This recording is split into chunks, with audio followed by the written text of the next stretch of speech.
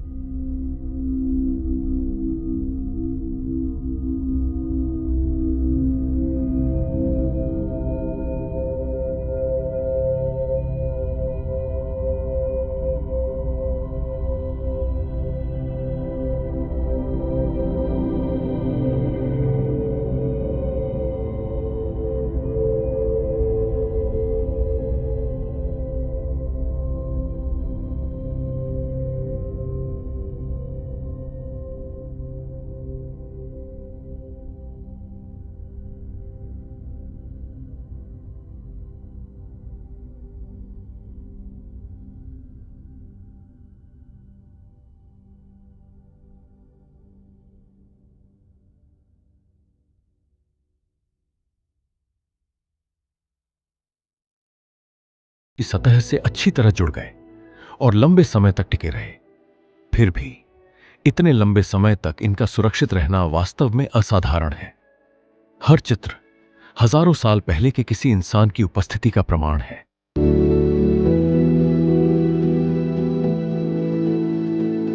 स्थानीय लोगों के लिए भीमबेटका कोई अज्ञात स्थान नहीं था, लेकिन आधुनिक पुरातत्व जगत का ध्यान इस ओर 1957 में गया, जब भारतीय पुरातत्वविद वीएस वाकणकर रेल यात्रा कर रहे थे। यात्रा के दौरान उनकी नजर यहां की चट्टानी संरचनाओं पर पड़ी। इन चट्टानों ने उनका ध्यान आकर्षित किया, क्योंकि ये उन्हें उन प्रागैतिहासिक स्थलों की याद दिला रही थी जिनका अध्ययन वे पहले कर चुके थे। इस जिज्ञासा ने आगे चलकर विस्तृत अनुसंधान का रूप लिया और धीरे धीरे भीमबेटका का महत्व दुनिया के सामने आने लगा।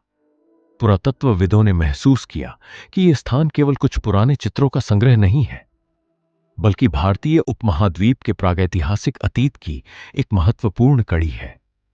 इसके ऐतिहासिक और सांस्कृतिक महत्व को देखते हुए वर्ष 2003 में यूनेस्को ने भीमबेटका को विश्व धरोहर स्थल घोषित किया।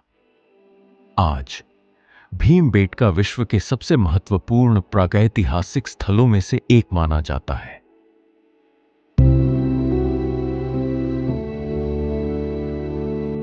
हजारों साल पहले किसी इंसान ने इन चट्टानों के सामने खड़े होकर रंग तैयार किए होंगे। फिर उसने अपने हाथों से एक चित्र बनाया होगा।